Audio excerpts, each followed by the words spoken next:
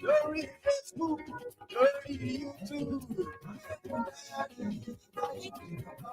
gbogbo bó ṣe ń lọ ni Máyégún dá wa sí. Àṣírí ọ̀dẹ̀lú. Good morning to you. Good afternoon to you. And good evening to you from wherever you are joining us today. It is Máyégún or brunch time with Máyégún. Máyégún diary politico. Godfatherism kò sí lọ́rọ̀ Máyégún. Ẹ farabalẹ̀ sẹ́wọ̀n kẹ́kọ̀ọ́ lẹ́nu. Àní Máyégún làwa mọ̀ tójójòjò. In the caption of the broadcast, as usual, the description of the broadcast, like it and share it. To invite your friends and not so friendly friends with just single word, Máyégún today. Ọ̀jẹ̀lú ẹ̀ súnra kì í. Àní ẹ̀ súnra kì í. Lórí Facebook.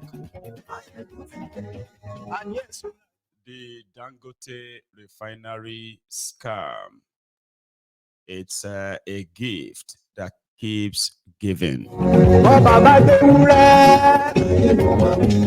A member, or should we say the director of the regulatory body that issues licenses to refineries, to importers of petroleum products, said, yeah, Dangote is asking for a monopoly, even though his refinery is just at a 45% completion.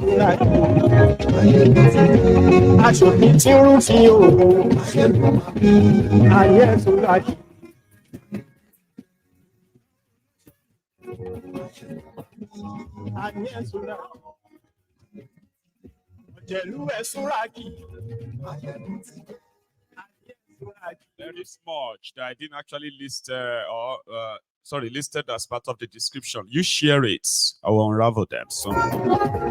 Thank you. So today, now good morning to you once again, and top of the day to you from wherever you are joining this moment. So thank you. It is brunch time with Máyégún, and I am taking you through the bombshell that dropped. It wasn't really a bombshell. It is just to expose the crack within the cabals, the organized criminals behind the petroleum sector corruption in Nigeria, like a racket, okay? That's exactly what this expose just done, but we'll break it down. Every now and then when they push their propaganda about Dangote Refinery, especially in the last 4 years, a lot of us have been able to see through the sham, the lie behind all those deadlines. I mean, from the pieces of information they are even giving out, you can easily tell, right? Something is not right. Something is wrong. And if your gut says something is wrong about something, sometimes I think you should try and believe your gut. But coming to the public to alert the rest of the public, like I did, and many others, okay, wasn't really a friendly thing, so to say. In fact, in the face of those who we told that this whole thing was a pure fraud from the onset, and everything around it, all the propaganda, all the lies, all of the deadlines that they pushed through the media in the last 3 years alone, pointed to one thing. They have a lot to hide. There is no Dangote refinery. Because refineries is, refinery from my own, studies, right? It is not always about the massive stuff that you see they build there, right? Okay. They said it is always like in phases, all right? In phases means that there's different phases, different segments of,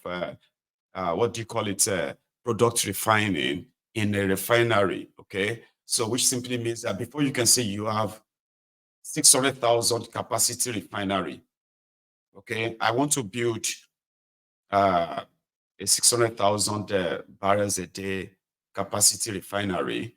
And by the time it is completed, we will be refining 600,000 barrels a day. That's clear. Then the propaganda of the APC, don't get confused. So we shouldn't be talking about Dangote refinery if my money, your money, taxpayers' money were not actually boxed and packed and gave it to him.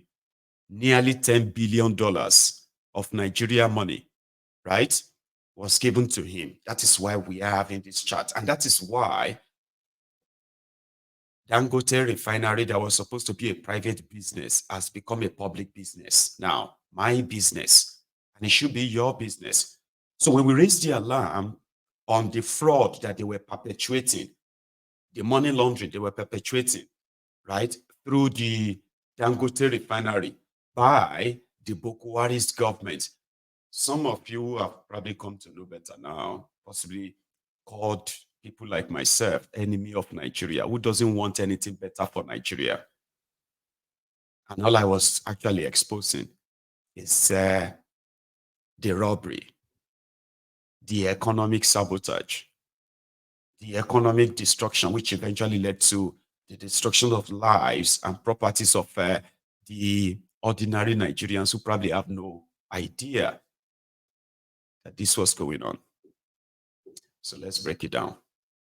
Again, Dangote, as a private business, wanted to monopolize, or let me say, before I use the word monopoly, because that's the last word, Dangote is synonymous to monopoly anyway, so it's not new.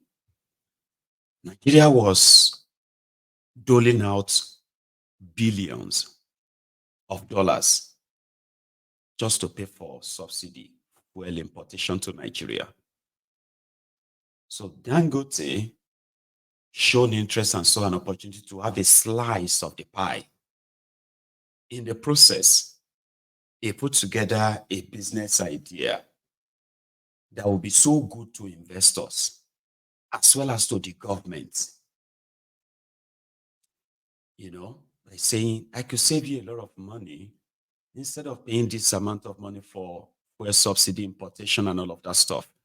We could actually refine the products here, since you can't really build or maintain your own refineries. Okay? Then you, investors, if you borrow me this so amount of money, I will be able to double your money in the next few years, even triple it for you, because of the market that is available, not just in Nigeria, even around the entire West Africa. It's a huge market. So that was the idea of building 600,000 barrel capacity refinery. So the problem was money. So he met with some European banks and then some Nigerian banks. The European banks pledged about 3.5 billion euros or so. Then the Nigerian bank kind of guaranteed maybe another 3 billion euro or $3 billion. Let's use dollars. The central bank was supposed to write as the guarantor that Dangote will pay the money. And if it doesn't pay, Nigeria will pay. This was from the onset, before APC Egbekegbe came in. When APC Egbekegbe came in, Dangote, being the quota system billionaire, okay, started kind of lobbying the central bank for some extra cash too. Now, he didn't really get much money from the central bank, but it was through the central bank support, he was able to actually kick off the refinery construction, the building of this, building of that, and all of that, installation of this that you are seeing today. Then coronavirus happened. This was where, before Corona happened, this was where APC, Egbekegbe, packaged a fraud to defraud Nigeria, impoverish Nigeria by running Nigeria into generational indebtedness. How? All those banks from Europe and all these places, they've run into economic trouble. So the moment coronavirus hit, funding stopped coming to Dangote Refinery. We can't let the refinery die. I mean, if Nigeria can invest in it, help him to complete it, in the long run, he begins to make his money. He will pay back what they gave him. And even he doesn't even have to pay everything back. But the plus side is that Nigeria would have 20%, 20.7% stake in the entire refinery when it is completed.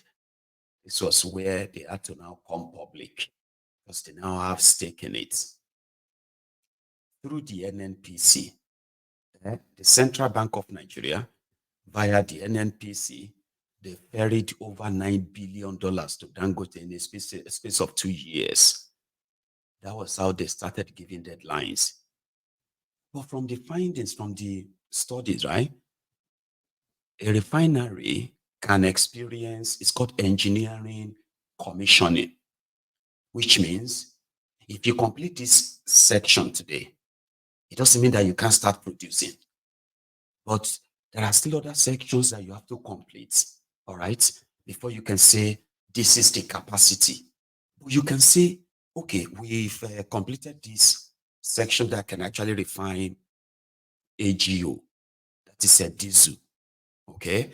And the purity, the purity of that content, that your refined content will also be put to test in order to ascertain that this section you have completed can refine crude oil and produce diesel.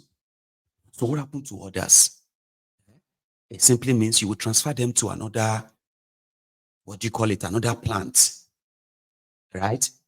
Refine and all that. And that means if you haven't completed them, if not, a process where a completed refinery means once this plant that will refine and extract AGO finish its process, it moves on straight. The rest product moves on to another segment that will refine and remove kerosene, remove petrol, and remove everything they want to remove from that crude oil.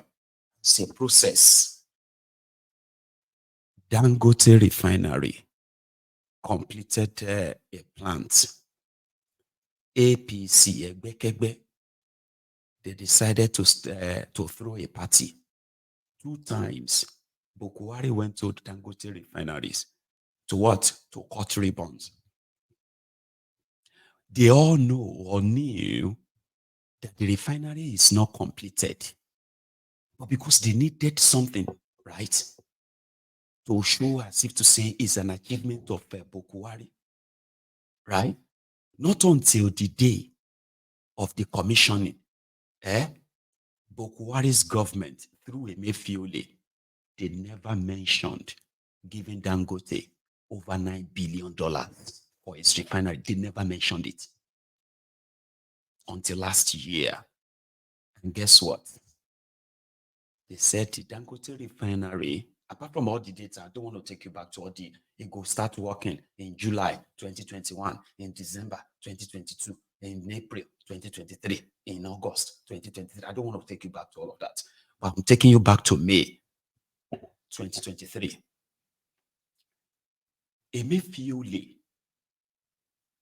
at what they call the commissioning of the completed Dangote Refinery, told the whole world that even though Dangote was yet to produce or refine a teaspoonful of crude oil, they said he had paid back over $7 billion.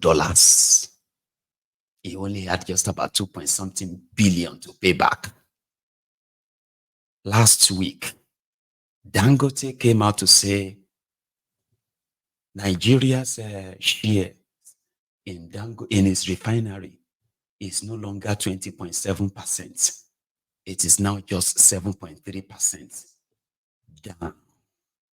No further explanation.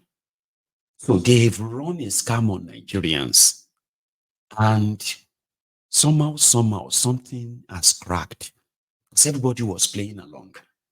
I mean, just a few days ago, what am I even saying? Start with last month. Dangote took some media guys to his refinery. And guess what he told them? He began to supply product from his refinery between 10th and 15th of July. Today is 19th of July. Okay? And somebody has come out to say what is going on behind the scene. They will tell you. Dangote in the last 2 or 3 months, he himself has been in the media, raising the alarm that the oil companies, international oil companies in Nigeria, that they were sabotaging his effort, okay, to access crude oil. And he said they were selling it to him at the higher rate. Now let's roll that back again. Let's roll that back a little bit as part of the lies that APC, Egbekegbe, and Dangote himself told millions of Nigerians. They said Dangote Refinery has secured the supply of crude oil to its refinery from the Nigerian crude oil reserves. That Dangote will be receiving the supply of about 20 million barrels of crude oil every month. And it will be paying in Naira. I remember doing a piece on that. When they said Dangote will be buying his crude oil in Naira, under what arrangement is that? Is that going to be like the central bank exchange rate or the quota system exchange rate? Because I do not understand. I didn't then, but it was all part of the lies. But here is what they didn't tell you. Nigeria does not have any crude oil of its own as a government. In fact, all of you from Niger Delta regions, including part of Yoruba land that is supplying crude oil to those who are taking the crude oil, in the face of your government and their partners, all of you are just tenants in those lands. They don't see you. They see the crude oil. And that crude oil, they've sold them. They've collected money on them to up to 25 years, the next 25 years. And that is why what Nigeria collects from our own crude oil and gas is royalty. Royalty of, we have bought this license for the next 10 years, we've bought it for the next 25 years, and we're going to be extracting so amount of barrels of crude oil every day. And they have built the capacity around that. Okay? So what these guys have done is that they collected the lump sum cash in dollars the last time. Till today, nobody is talking about that money. $25 billion oil license sale that Mike Baru, the former NNPC chairman, took to London in 2016. That money, that billion, nobody is talking about it today.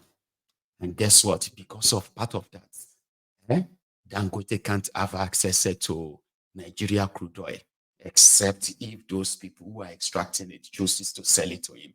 And they will sell to him according to the price they choose, not what Nigeria says. You hear that time when they said that Nigeria Nigeria is owing the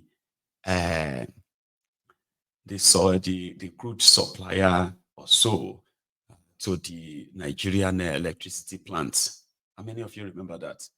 The Nigeria was owing the oil, international oil companies in Nigeria. They were being owed over $1.3 billion unpaid money. Even your electricity plant in Nigeria, Nigeria is buying the oil that is supplying, that is fueling them. So the people can stop and say they are not going to give you the fuel. They're not going to give you the crude you need. Yeah. Even though they signed an agreement with Nigeria and say, you know what? We'll be buying the one we need for our power plant because they've sold everything. We'll be buying the one for our power plant and we'll be paying you. Then they didn't pay them. And at some point, they just have to stop supplying them and then they turn off your power grid. National grid collapse because there is no fuel. Just so you know how sunk Nigeria has become. They've collected the money, squandered it. Now, Nigeria was producing crude oil, but importing refined products. Now that Nigeria is built, somebody has built a refinery, Nigeria will now have to import the crude oil to use in the refinery. Do you see the irony of it? So to those of you who are claiming our oil, you saw those things they are giving to you. They are the shares from the royalty these guys are collecting from what they said they are selling crude oil. You hear that Nigeria is producing 1.8 million barrels. We need to improve more.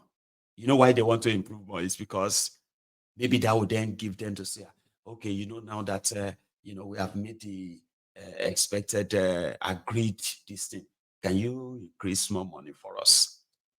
Your government is not extracting their own crude. They are collecting royalty on your crude. Same thing they are doing with all other mineral resources. They would rather collect royalty, sell and collect cash to go and buy themselves cars, buy themselves houses abroad. Allow me live large like you know what I mean? And then they continue to make you feel like you actually have a crude oil. So Dangote won't get Nigeria crude oil. Except those people choose to sell. So now part of the problem is saying some saboteurs are making it difficult for him to access crude oil. No, there is no saboteur. You have no crude oil. Sold. Money spent, squandered. At least for the next 25 years. If you still get the crude oil by then. So Dangote has now been exposed as behind the scene, even though his refinery is not really ready. He cannot produce the needed products in Nigeria now. He can't. Okay? His refinery, from them who checked though, the authority, let me pick their name. They are called the Nigerian, the midstream and downstream, what do you call it? Regulatory agency, regulatory authority. Call them the NMDPRA. Like I said, something has cracked within. Pablo is probably not really kind of getting what is expected from after raiding Dangote's headquarters in Lagos. So now here is the supposed chairman or the director of the agency that can tell us exactly what's going on. And he didn't just say it's not ready. He said, when you finish building, right, they will now come and check out the ready plans. And from what they found out, it's only about 45% ready, that they can say is ready. And even though the 45% cannot produce or refine cannot refine the better product. So they have this thing they measure, sulfur, that they measure in the final product. So there is a level or percentage of it. There's a number of it that you have to have. So currently, what Dangote's refinery can refine, it's not really good for Nigeria. Very, very poor and bad products. But it can get better. not because it can get better. When other, when the other needed structures, okay, are all running, up and running. All other plants that are supposed to purify it and all of that are up and running. That is if you now have that 100% completion ready. It can actually really do the job. But what they are saying now is that even though it doesn't have that capacity, and because of that, they haven't even issued him a license to say the product produced from Dangote refineries can be purchased in Nigeria. So the guy now said, what is being imported into Nigeria is a better quality than what Dangote is capable of refining. So some people have